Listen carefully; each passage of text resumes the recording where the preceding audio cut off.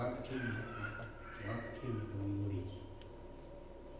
Garbicha kee Museedhaan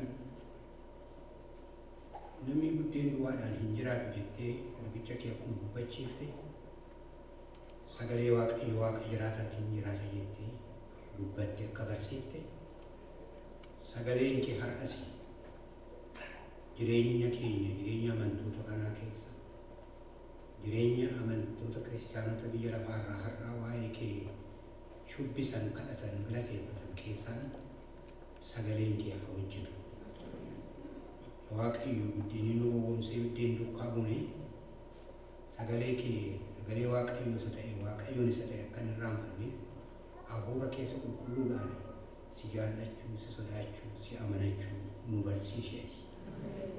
Sagaleen kee nu keessaa qabuutaa keenya maqaa Yesuus Kiristoosiin. Ameen.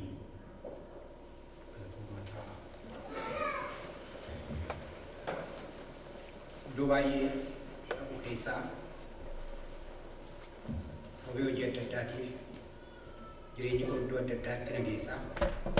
Iddoo baay'ee dhaqu keessaa iddoo guddaan ulfaataan jireenya kootti natti tolu inni guddaan saba waaqayyoo mana waaqayyoo keessa taa'anii sagalee waaqayyoo waliin hirmaatan, sagalee waaqayyoo waliin dhaggeeffatan, sagalee waaqayyootiin jajjabaatan, sagalee waaqayyoo immoo ittiin jiraatan isaan gidduu yeroo naqu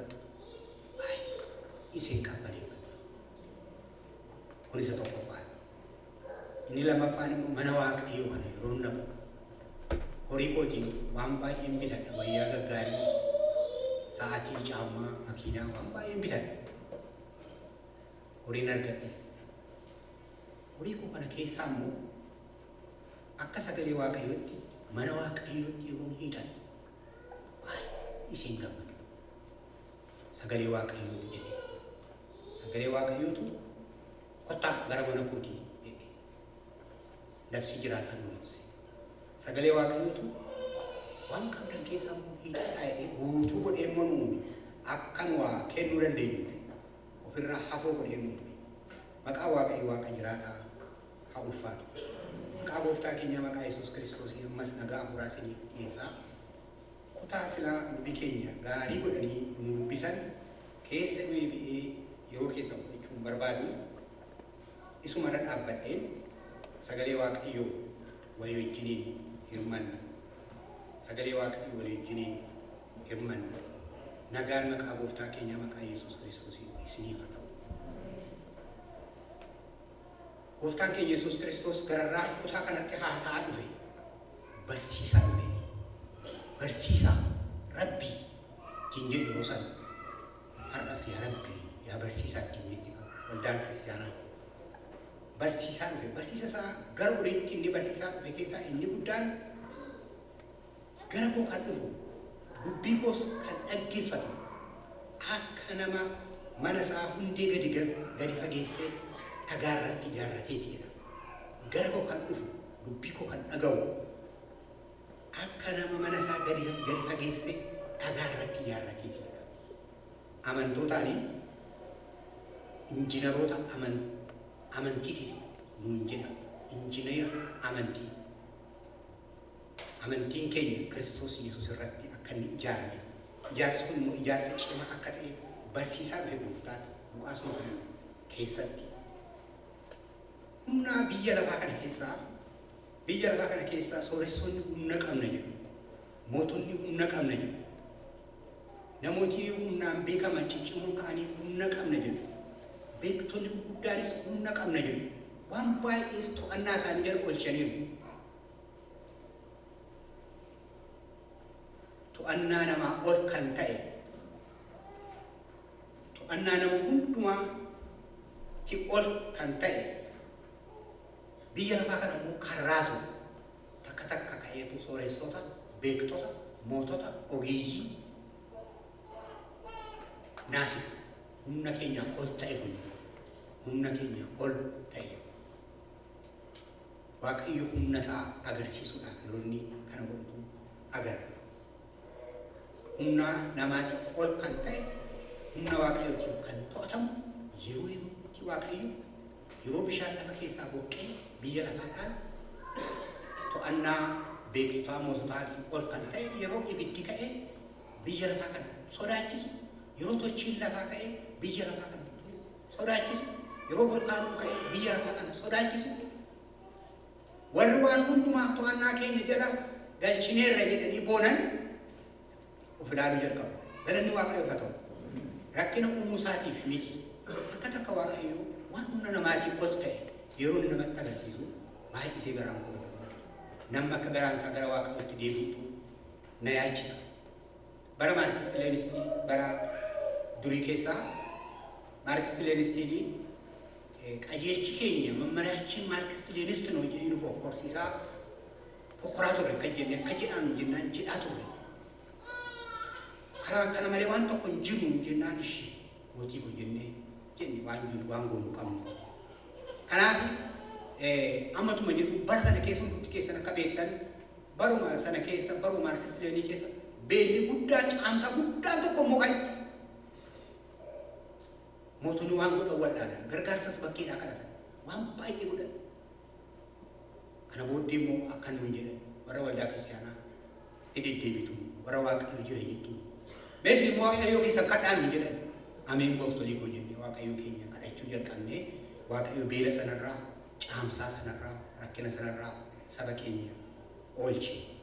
Wanti to'annaa namaatiin ol kan ta'e Waaqayyo yeroo yerootti to'annaa isaatiin kan nu qabu waan baay'eetu biyya lafaa kanaa jira. Kanaaf yaa kiristaanotaa buddeen duwwaadhaan hin gowwoominaa.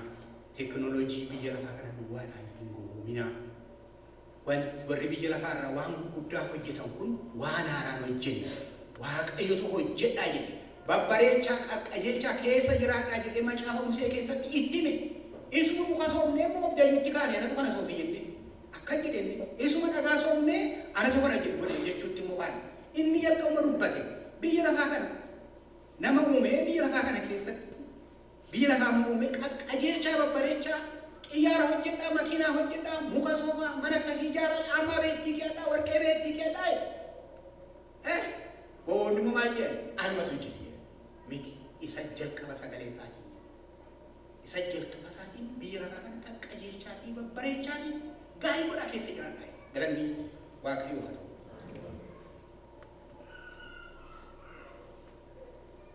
Ergaa Phaawulos qulqulluu keessatti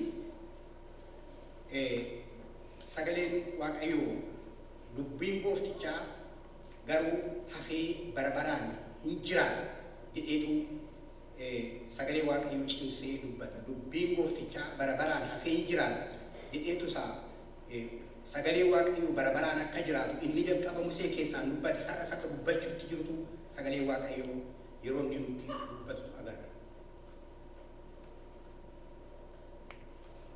Waa'ee hangafa dhibbaa hundumti keessan sagalee har'aa keessatti hubattaniitu. Hangafi dhibbaa mootiidha. Mootii warra Roomaa keessaa warra beekamoo warra nadha mootummaa warra sanaa ta'an akaalii warra mootummaa bara sanaa warra ta'an keessa jiran hangafa dhibbaa jechuun iddoo guddaadha. Hangafi dhibbaa kun nama guddaa mootummaa keessaa qooda waan qabuuf yeroo baay'ee waa'ee uummata kanaa dhaggeeffata. Mootonni yeroo hundumaa waa'ee libba tirritaa uummataa akka uummati kun itti jiru dhaggeeffatu. Karaa odeeffannoo fudhatu. Ummati maal jedha, dubartiin maal jetti, ijoolleen maal jetti, sooressi maal jedha, hiyyeessi maal jedha, beekaan biyya kanaa maal jedha jedhanii gaggaafatu. Mootonni durii yeroo baay'ee ogummaa isaanii keessatti abbaas maalii maal jedhee fakkaatu, maal jedhee sirbaa jedha jedhu lafa waamicha akkasiitti jedhanii sirba isaa dhagge odeeffannoo irraa fudhatu. Ijoolleen horii hedduu, ijoolleen bineensa hedduu, ijoolleen bakkee taphatu maal jettee weeddifti miillan maal jettee amma si'an ammoo jedhu.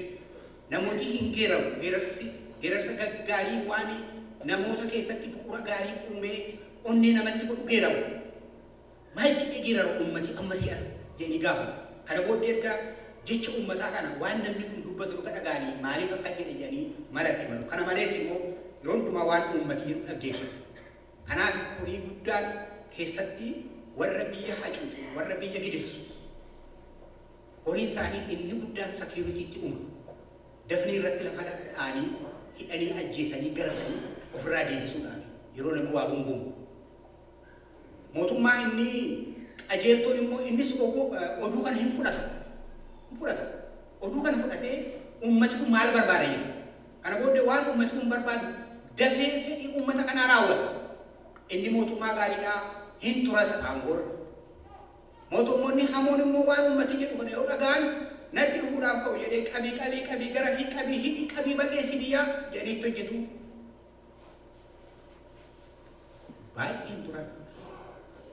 baay'een turan mujuraafuu ta'u waan nama gaddisiisu keessaa badiin isaanii yeroo itti mootota warraa marcumarraa duwwaatti hamma maatii isaanii baduutti godhan kanas ija keenyaan agarre yeroo baay'ee yeroo dubbadhu waan hin argee waan hin dhageen isin dhugaa ba'aa deemu kanaaf yeroo baay'ee yeroo namooti akka kootti akka amantii kootitti yeroo namooti baay'ee waa'ee warra moototaa kanatti faladan ani immoo garaa kun jibba baduudhaaf waan isaan ka'aniif mootota warra kam warra hammeenya ilmaan namaa irratti hojjetan warra ofittoo warra nama miidhan iddoo isaanii garaan kun jibba waan itti dhufuun beeka muuxannoo keessatti waan hin argin qaba kanaaf mootichi kun hangafi dhibbaa kun waa'ee gooftaa Yesuus Kiristoos beeka oduu gooftaa Yesuus Kiristoos lamxii qulleessaa inni dhufe nama nadhisaa gar tokko bee wangeeluma dhugaa sana keessaa inni fayyisaa dhufe barsiisinni mana sagadaa keessatti barsiisaa jiru gurra moototaa ga'eera sagaleen kun immoo sagalee guddaa sagalee ulfinaa waan ta'eef mootonni tuqamaniiru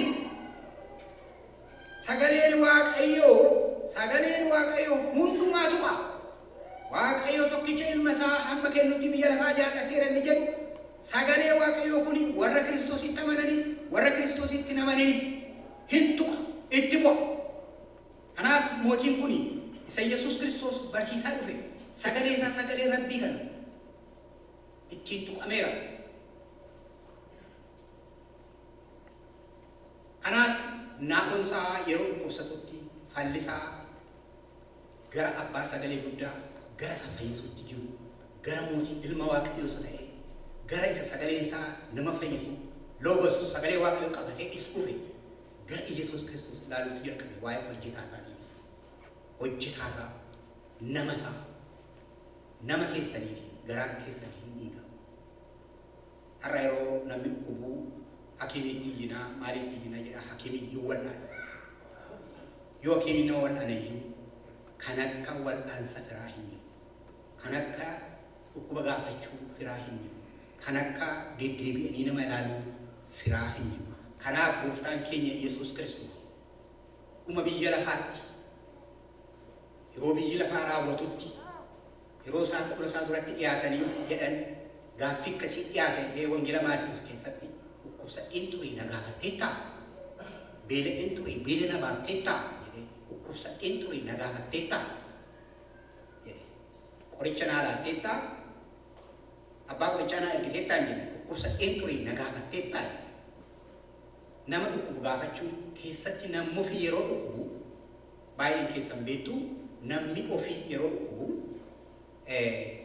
isaa wajjin dhukkubsatu isa dhukkubsatu wayya isa dhukkubsachiisu manna isa dhukkubsatu wayya inni dhukkubsatu gar tokkotti citeera inni isa dhukkubsachiisu baay'ee wajjin hin rakkatu as biyyaa hikiminnaa gootuun jiru kanattis biyya keenya lafaa gargaarsi tajaajila hikiminnaa hin jirrettis namni firri isaa dhukkubsatu yeroo hundumaa isaa wajjin dhukkubsata firri jaalalaa yeroo nama jalaa dhukkubu nama qabduu fira qabduu nama garaan keessa waa'ee isaa dhukkubu hundumaan jaalala caalaatti nama garaan keessa waa'ee isaa dhukkubsatu qabduu nama immoo garaan isaa waa'ee keessanii dhukkubsatu qabduu namni namaaf qoricha namni nama gaafachuu namni nama iyyaafachuu namni nama jajjabeessuu sagalee waaqayyooti kanaaf hangafi dhibbaa hojjetaan isaa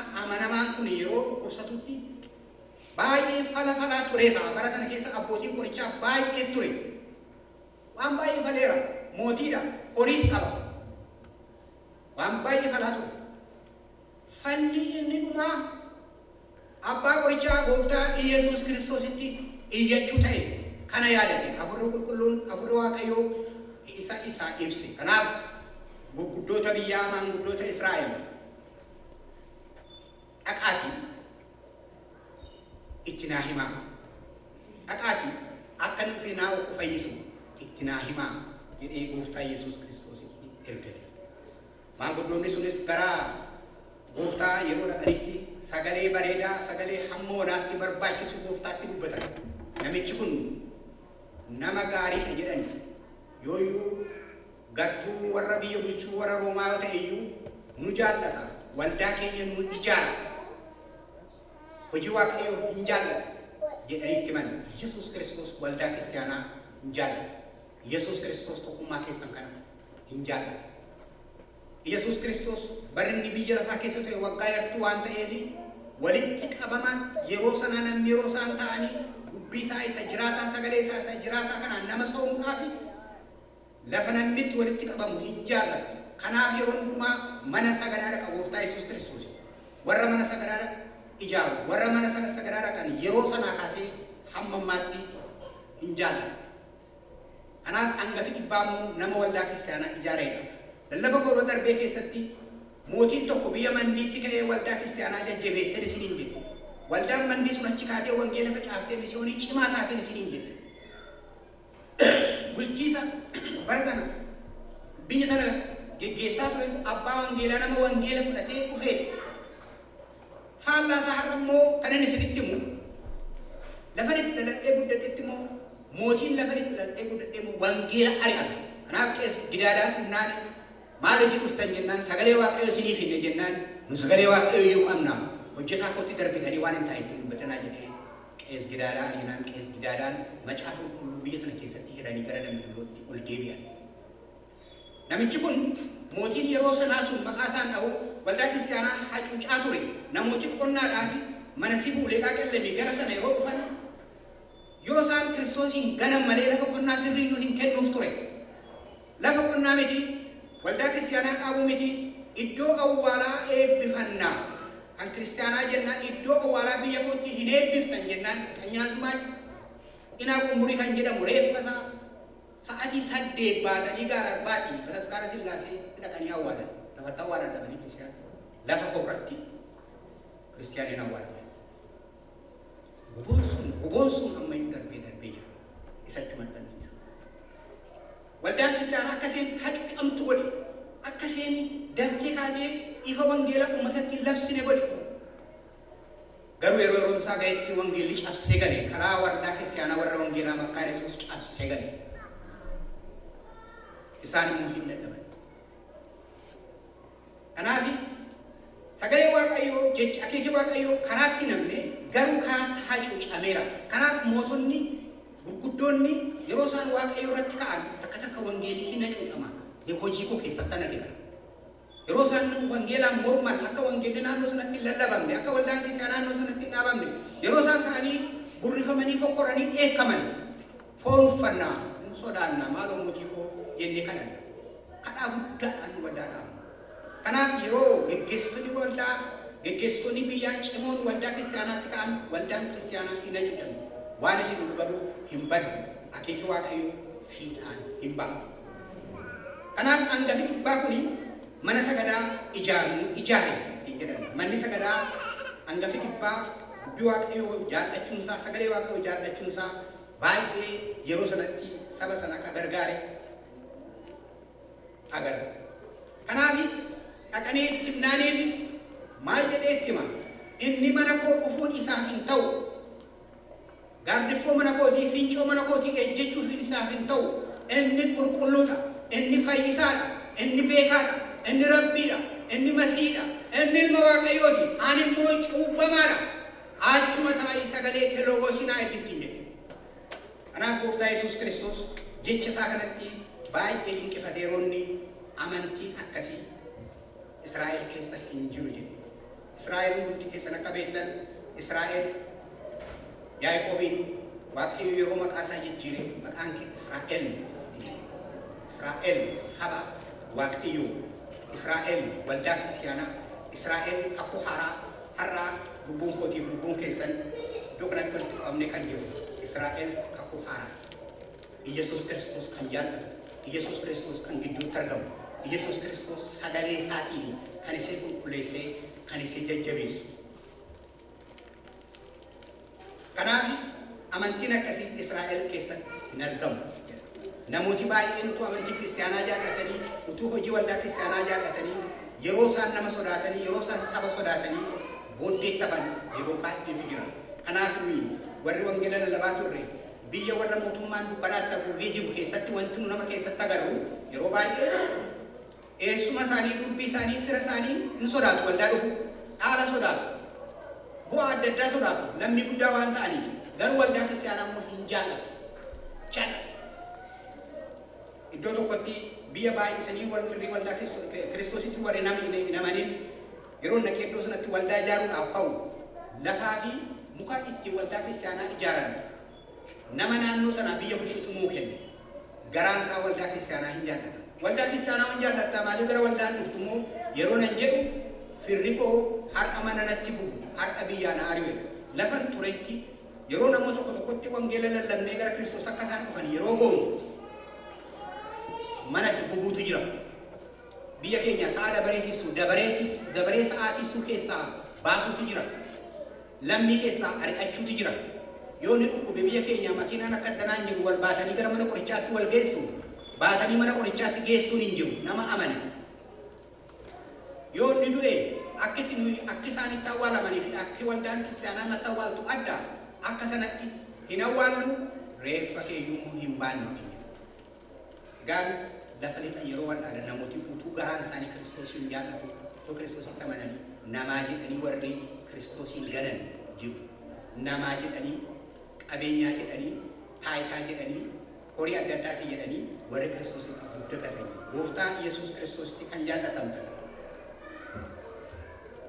wanti kun hundumtuu Kiristoositti akka dudda isin hin galchisiisu Kiristoositti akka isin dudda hin galle isin yaadachiisa kanaaf hangafii dhibbaa kun gara gooftaatti yeroo inni ergatetti amantiin akkasii Israa'el keessa hin jiru jedhee yeroo inni dhaamsa deebisee jedhee agarra sagalee kana jedhee sagaleen kun har'aa yeroo anaaf isiniif gargaarsa barumsa nuuf ta'u Yesuus Kiristoos sagalee isaa ergee naa'umsaa hin fayyi jedha yeroo namooti warri ergaman naannoo sanaa yeroo dhaqan naa'oodhaa fayyi argan sagaleen Kiristoos Yesuus fayyisaa sagaleen Kiristoos Yesuus jiraataan sagaleen Yesuus Kiristoos sagaleen Yesuus Kiristoos waaqayyo sagaleen Yesuus Kiristoos hafuura qulqulluu sagalee kee naa ergi gooftaatti kan jaallatamtan sagaleen mana keessan keessaa hin dhaga'amaa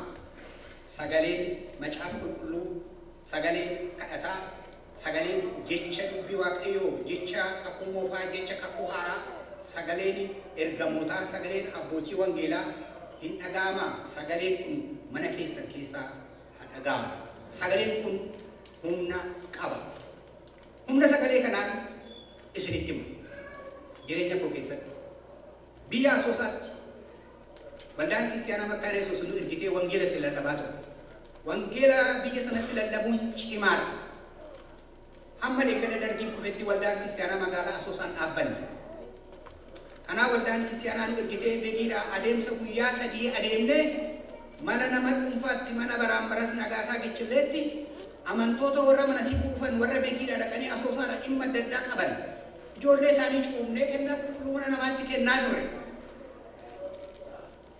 akkasitti waggaa baay'ee hojjenne Asoosaatti waggaa 10 ol deddeebine beekiidhaa Asoosaatti lafoo keenya guyyaa 3 adeemnee maal makiinaan hin jiru maaliif guyyaa 3 adeemtu fanjii awwaalamee jira beekiidhaa Asoosaa gidduu fanjiitu makiinaa garagalcha makiinaan hin oofamu yeroo sana maal gaangee fudhatanii naxxanii gaangeedhaa yaabnee farda yaabnee Asoosaa guyyaa 3 dhannaan warri faallaa amantii kiristaanaa gaangee keenya farda keenya waraananii nu jalaa ajjeesan baaftuun keenya maa inni lafoo Asoosaa dhaquudha taraa amantoota achi jiran jajjabeessuudhaan lafa nu dhoowwatan iddoo itti mana sagadaa ijaaru nu dhoowwatan achitti immoo dhammi keenya gaafa fudhannee awwaalla gaafa jennu immoo Phaaphaasii yeroo sanaa maqaa isaanii dhaga'u kallanna ahiyyaa fitaa taa'u qabannaan izyaa hin qabbanin nu jedhe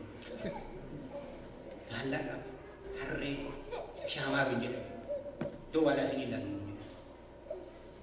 kana booddee iyyannee iyyatamee kaan lafa arganne gara dhumaatti kan isitti barbaada lafa irratti lafa nu laannaan waldaa kiristaanaa akka ijaaramuuf eeyyama nu baasan mootonni dhuma gara bara darbii maqaa isaanii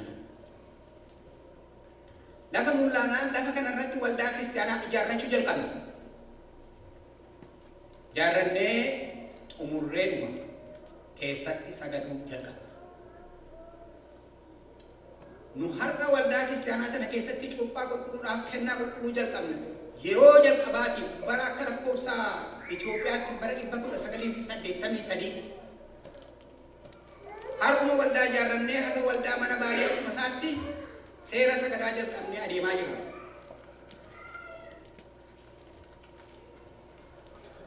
Yeroo sana dargiin dhukaata tokko malee birgeediin tokko asoosaadhaan baqatee gara Finfinneetti ol ka'ee jiru gidduu sana. Wayyaaneen jedhu yeroo sana oonee jedhu Shaabiyaa karaa Sudaan dhufan. Isaan dhufanii asoosaa yoo nuti oduu maal birgeediin hammana ga'u masaaraa Gimiyaabeetii gubee taankii isaa BM isaa meeshaa hundumaa fudhatee birgeediin tokko waa humna waraanaa guddaadha bara asoosaadhaan ol ka'ee gara Finfinneetti. Asoosaan duwwaatti hafte warri dhufan asoosaan galle warri kun baqatanii ba'an asoosaan duwwaatti hafte. Bara guyyaa lamaa booddee warri caakkaa jiran dhufanii magaalaa asoosaa qabatan numaa waldaa banate. Waldaa banannee gaarree kun jalqaba sagaduutti jirraa humni kun sadan immoo dhufanii akka guyyaa lamaa godhanii asoosaa keessa wal loluutti ka'an. Dhukaata walitti banan. Naabayi nummoo mana sagadaa jirra keessa jirra yeroo jalqabaati. An buddeenaaf daadhii fuudheen amantootaaf dhiyeessuutti jira. Amantoonni immoo tarree naqatanii kennaa qulqulluu fudhachuutti jiru. Gidduu kanatti jarri waraana walitti kaasan dhukaata guddaa ta'e.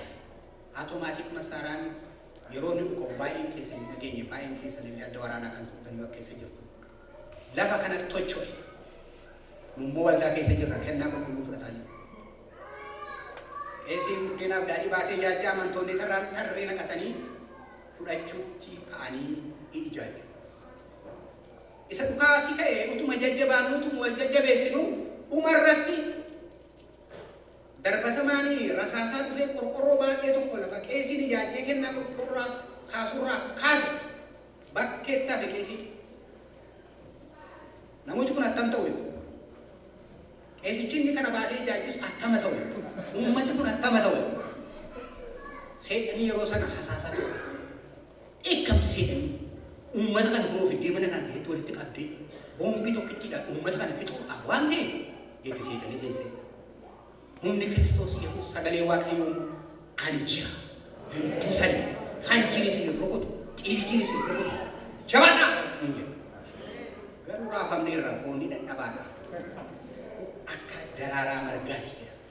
Hintal foonni. Akka aduu bari'uuti jedha foonni. Akka daraaraa dhingada biyya akkaan biyya kanaa golgolaadha. Amma immoo daraaraa adda addaatu ijaaf daraaraa wal duukaa fidee qalbiidhaan qalbifadhaa sagalee sana kanaan nabbabu. Yesuus Kiristoos barsiisaa guddaa akka ta'e. Akka daraaraa margaa. Foonni sodaata yaadda. Kanaaf yaaddoofne naanee sagaleen hafuurri Waaqayyoo garuu sagalee kana dubbisaan nu jedhu wangeela Yohaannis boqonnaa 10 lakkoofsa 1 garaan keessan hin raafamin Waaqayyootti amanaa kan jedhu yeroo sana sagalee Waaqayyoo baafnee dubbifanne utuma alaa balaan lafa keenya kennaa qulqulluu akkuma jaajjilee jirutti wangeela Yohaannis boqonnaa 10 baafnee garaan keessan hin raafamin Waaqayyootti amanaa kan jedhu hafuurri qulqulluun akka ittiin wal jajjabeessinu sagalee Waaqayyoo nuu kenne. Obboloota obboleetti tokko sagalee kanatti amantaniitu sagalee kana fudhattaniitu sagaleen kun humna qaba. Ija kootiin kan arge gurra kootiin kan dhagaye sagaleen suni yeroo sanaa kaasee akka bokkaa agayyaa ta'e bokkaan agayyaa har'a namoota tokko gaafannaan waa'ee bokkaa agayyaa hin beekani. Bokkaan agayyaa shi'a tokko baay'isee darbata. Tokkichumaan immoo lim jedhee bade. Bokkaan agayyaa akkasi. Dhukaati gaafa sanaa bokkaa agayyaa natti fakkaata. Wangeela Yohaannis boqonnaa 10 lakkoofsa tokko yeroo nu dubbifannee garaan keessan illee waaqayyotti amanaa jennee qulqullootaaf dubbifnu dhugaadhuma isinitti hima iddoo aarsaan jira. Waa'ee waaqayyo waaqa jiraataa waa'ee sagalee waaqayyoo dhugaa ba'a. Isin hubachiisuu isinitti lallabuu isinitti baay'isuudhaan miti. Waraanni ala kana awwaara kaasu gab jedhe sagalee waaqayyoo dubbifattanii dhukkubi waa'ee namatti gab jedhee beektu ani beeka. Sagalee waaqayyoo dubbifattanii maraatuu baay'ee fayyee beektu ani argee beeka. Sagalee waaqayyoo itti dubbifattanii jireenyi gar-dhabaan namni haasaansaa jireenyi isaa gar-dhabee waaqayyoon fudhatee nama ta'ee beektu. Sagalee waaqayyootiin diina ilmaan namaa diina saba waaqayyoo akeeka waaqayyoo booddeetti kan deebisu sagalee waaqayyootiin ifattanii beektu. Hin abaartu hin arrabsitu hin ajjeeftu jechuu miti. Sagalee waaqayyootiin ofirraa gabbootanii beektu. Sagalee waaqayyoo humna isicha waaqayyoo jalqaba waaqaaf lafa uume kottaa lafa hin humna jedhe. Sagalee waaqayyoo isa Museen namni buddeen duwwaadhaan hin jiraatu qulqulluu dubbii waaqayyootiin jiraata jedhee saba Israa'el warra mannaa duwwaatu buddeena jedhanii hoora'aa goomaa turanii namni buddeen duwwaadhaan jiraatu. Gooftaan keenya Yesuus Kiristoos Rabbichi qulqullaan jiraataan wangeela Maatewos boqonnaa 4 keessatti seexanaani yeroo seexanni isa qortetti waa'ee mootummaa biyya lafaa waa'ee qabeenyaa biyya lafaa yeroo seenitti jakartetti namni buddeen duwwaadhaan hin jiraatu qulqulluu dubbii waaqayyootiin jiraata jedhe seexanaan. Museen immoo saba Israa'eliin namni buddeen duwwaadhaan hin jiraatu jedhe. Gooftaatti kan jaallatamu buddeenni gaariidha. Waaqayyo kan ga'u buddeena qonnaa keenya kadhadhu jedhee nu barsiise kan ga'u buddeena keenya argataa jiru. Buddeena argannu keessaa buddeena argannurraa akka sagalee waaqayyootti waa hojjetaa jirra. Wayyaa baay'ee qabna, birrii baay'ee qabna. Lubi keessan wayyaa gogaa fidaa jennaan wayyaa baay'ee fiddan wayyuma haaraatu keessa jira argeera. Midhaan fidaa jennaan midhaan baay'ee fiddan argeera. Akka sagalee waaqayyootti mana waaqayyootti waaqayyoo fi hin arjoomtu. Sagalee waaqayyoo nama jiraachisa. Sagalee waaqayyootiin jiraadhaa. Har'a foonsaatiif dhiiga isaa fudhanna. Foonsaatiif dhiiga isaa yeroo fudhannu biyya ari'atamaa hin jiru. Biyya gammachuu biyya nagaa jirra. Na booddee maaltu dhufa? Sakuritii mootummaatu na keessaa isa lallabu dhaggeeffatee qonna hiisisaa. Warra waldaa kana jabeessanii eega ilaaliitii kottu nutti himi jedhanii moototii kan isinitti ergan isin gidduu jira. Birrii meeqa buufatan? Warri Pheenxeewooni birrii uummata harkaa buuraa jiru dhaqqee akka birrii meeqa akka isaan galfatan ilaaltan jiru sakuritiin isin gidduu hin jiru. Qawwee meeshaa atumaatiin massaariyaa hidhatee kan isin gidduu taa'ee waan isin hojjettan isiniin faarfattu kadhattu inni immoo taa'ee kan ilaalu isin gidduu hin jiru. Haree ameen halleluyyaa jedha. Warri sun iyyuu galanni waaqayyoof haa ta'u waaqayyo isaa waameerraa kan duraa kan booddee ta'e kan booddee immoo kan duraa ta'e har'a mana waaqayyoo keessaa ulfinaan hojjetaa jiru. Sagalee waaqayyoo isa nama jiraachisu kana jireenya keessan keessatti ittiin jiraataa jirtu. Sagaleen waaqayyoo har'aa ilaa nutti dubbata. Bakkee keenyatti ilaa ana keessaan isinitti dubbateera. Ani isinitti dubbanne sagalee waaqayyootu himinaan jennaan isitti jira. Waan argee waan hin dhagaye. Sagalee waaqayyoo har'aa isin keessa galuutti jira. Kun hundumtuu humna jireenya lafarraatiif humna jireenya waaqarraa isinii ijaara. Nu ijaara. Sagalee waaqayyoo ala keessan, mana keessan, ammaa keessan, booddee keessan, horee keessan, bara baraan ijaaru haa jiraachisu. Ayyaanni gooftaa keenya Yesuus Kiristoos mana qulqulluu yaalalli Waaqayyo Waaqa jiraataa hunduma keessa wajjin galatoomuu.